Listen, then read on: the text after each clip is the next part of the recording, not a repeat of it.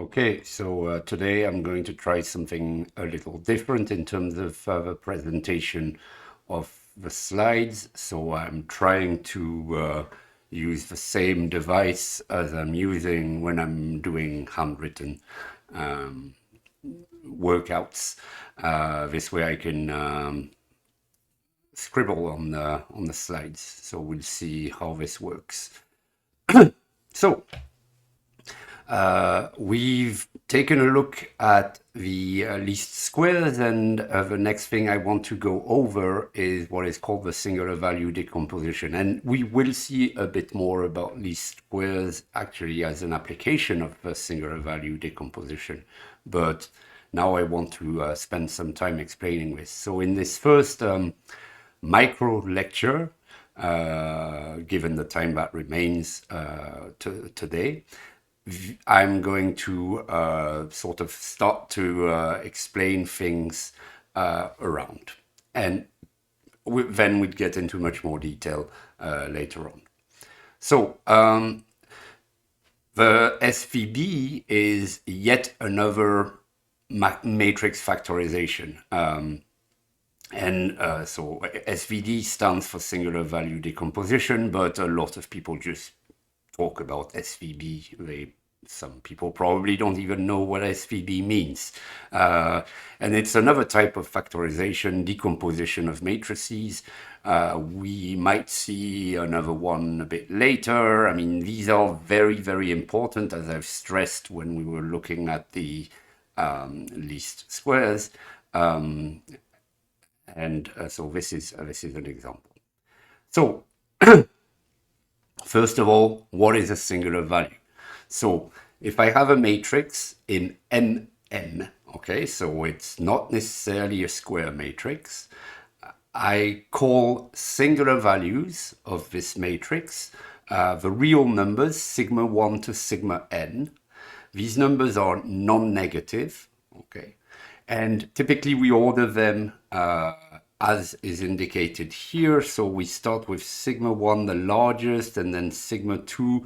They could be equal, okay? But you always order from the largest to the smallest. And the last one is or not positive, so it could be equal to 0. Actually, quite a few could be equal to 0, and we will see in the SVD how we deal with this. And these numbers, we take them to be the square roots of the eigenvalues of the matrix A transpose A. Okay, so recall that matrix A is not a square matrix, but as we've seen several times now, when I take the matrix A transpose A, or the matrix A transpose, what I get is a symmetric matrix. And A transpose A, if I look at it, A transpose A is Mn, so A transpose is Nm, A is Mn, and so that means that A transpose A is an n by n matrix. Okay? So these singular values, I say that they are the square roots of the eigenvalues of A. So we've seen when we were looking at complex numbers that now you can have square roots of negative quantities, and it would be a little annoying if we had singular values that would be complex. But there is a property of a matrix such as A transpose A that guarantees that this is not the case, and this is what I'll show you here. So in the previous definition, in a way, what I'm assuming is that not assuming, but I can have this nice ordering of the singular values only if they are not complex. Okay, ordering complex numbers is more complicated than ordering real numbers, because you have a real part and an imaginary part in a complex number. So you can order their magnitude, so their modulus, moduli, but you cannot order them just like this. So in order to be able to write, as we did on the previous page, this ordering here, I need to know that I have real numbers. And this is true because of the following claim. It's a theorem, and I'm going to show it to you. It's not complicated. Again, in this course, I am going to emphasize the proofs that are sort of intuitive, not too complicated, and that sort of put in highlight the matrix manipulations. Okay, and these are sort of cool proofs if you think about them. So that claim is that real symmetric matrices have real eigenvalues. Okay, so let's show this. So the assumption is that I'm going to take a symmetric matrix, A. So this is not the A we are talking about in the definition. Okay, it's I'll take a matrix A square, and I suppose it's symmetric. And then I take an eigenpair lambda and V of A. So that means an eigenvalue and an eigenvector. So something satisfying AV equals lambda V. And I should note here, I'll edit maybe the slides to do this, but recall that V cannot be 0. Okay, that's supremely important. When you're looking for eigenvectors, they cannot be the 0 vector. Okay, so let me take the complex conjugate of these expressions. We haven't seen this, I mean, in the intro to complex numbers, we looked at this a little bit, but maybe it needs a little bit explaining here. If I have a vector V, maybe it has entries that are complex numbers. So that would be A plus I, A1 plus IB1, sorry, not I, A2 plus IB2, and so on and so forth, down to, I'm taking something in Rn, AN plus IBN. So when I conjugate this, what I do is I simply take the complex conjugate of the entries. Okay, so V bar is A1 minus IB1 down to AN minus IBN. Okay, this is all that this is saying. And the same way, when we take the complex conjugate of the matrix A, we are conjugating every single entry in A. Okay, we're taking the complex conjugate of every entry in A. Now, there's properties of complex numbers, multiplication of complex numbers, conjugation, etc. And I refer you back to the two lectures at the beginning of the course when we were talking about some properties of complex numbers, among other things. Now, one very important thing to bear in mind, and this is true for complex numbers, this is true for complex vectors, and so on, it's that a matrix, so let's start with what's written here on the right.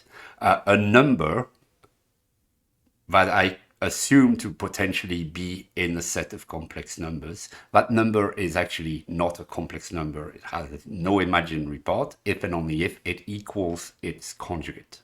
Okay, so if Z bar equals Z bar being the complex conjugate, this means that A plus IB is equal to A minus IB, and the only way for this to be true is for B to be 0. Okay, so that means we have equivalence between the fact that a number is real and the fact that it equals its complex conjugate. And so when I'm talking about the matrix A, that I said is a real matrix, okay, it's in Mn of R, that means when I'm conjugating A, what I get is A. Okay, So since A is an Mn of R, that means that the complex conjugate of A is equal to A. So I go through this, this conjugation equation here,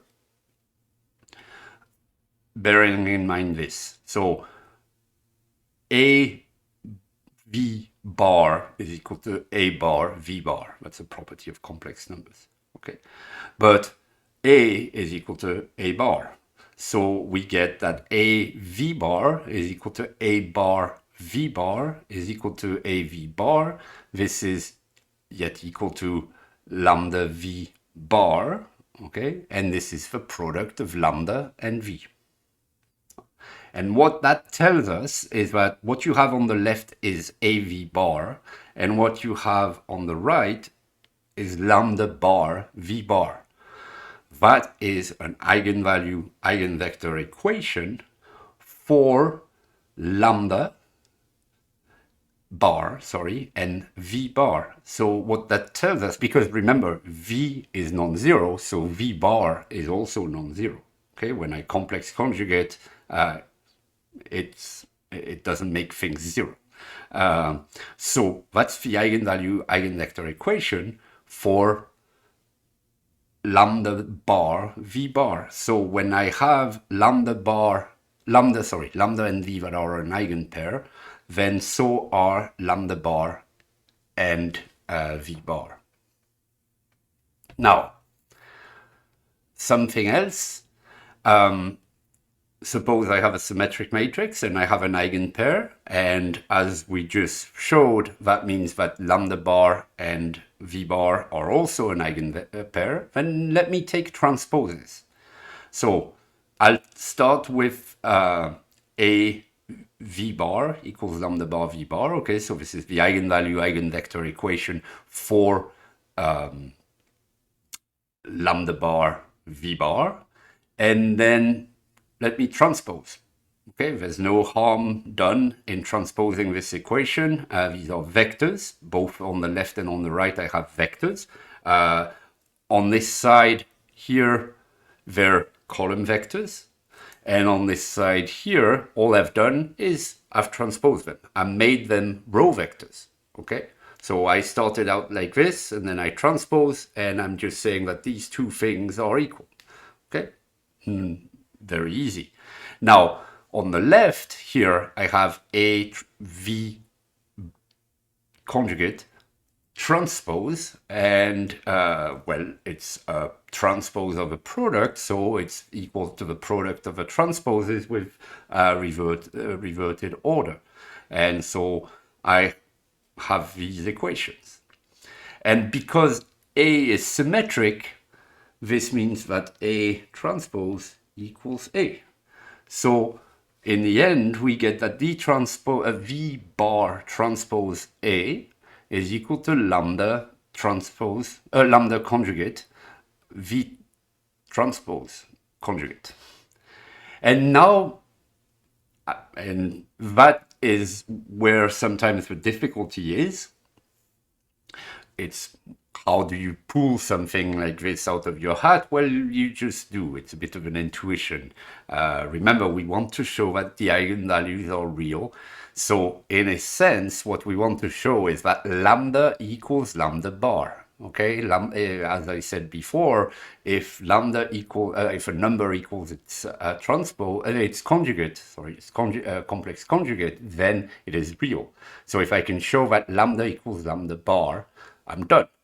And the way we're going to do it is by considering the dot product of V, the vector V, that eigenvector that we chose, and its complex conjugate, V bar, okay? And multiply this by lambda.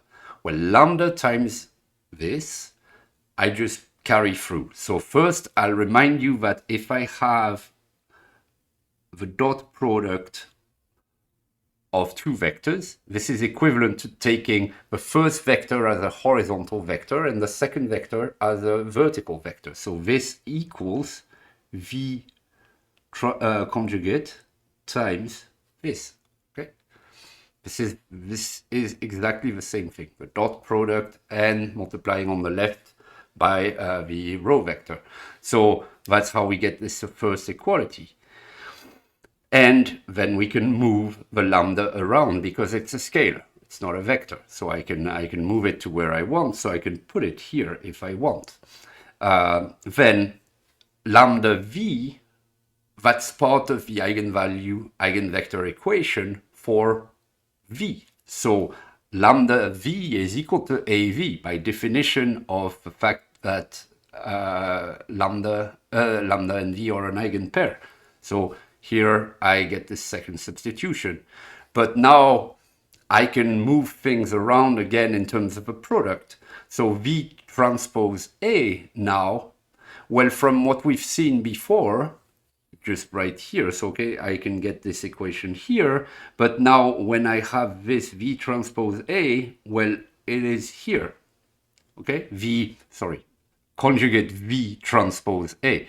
Well, we've just established that it's conjugate lambda conjugate v transpose. So we replace this in this equation here. Whoops.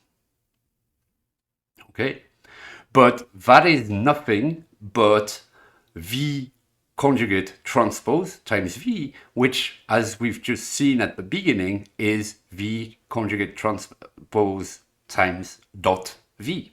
Okay, so this whole thing means that I get this equation. Lambda minus lambda bar, okay, I get it by subtracting the left-hand side from the right-hand side, the right-hand side from the left-hand side in this equation, okay? So lambda minus lambda bar is equal to v conjugate dot v, and that equals 0, okay? So we've shown this, and now let's look at what v and v conjugate transpose look like. Well, it's quite easy to go through the computation. Oh my gosh, this looks ugly. The dots should be elsewhere. I'll edit this. So v conjugate transpose, v conjugate dot v is simply this sum here. And you can check this by yourself. You'll see it's quite easy to show this. But v is an eigenvector, therefore it's not equal to 0. So that means that v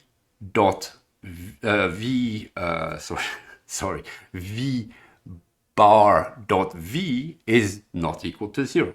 And that means that this here is equal to 0. The only way for this to be true is for lambda minus the conjugate of lambda to be 0, which in turn means that lambda is equal to lambda bar, which is equivalent to saying that lambda is a real number. And so our claim from earlier is proved. A real symmetric matrix has real eigenvalues.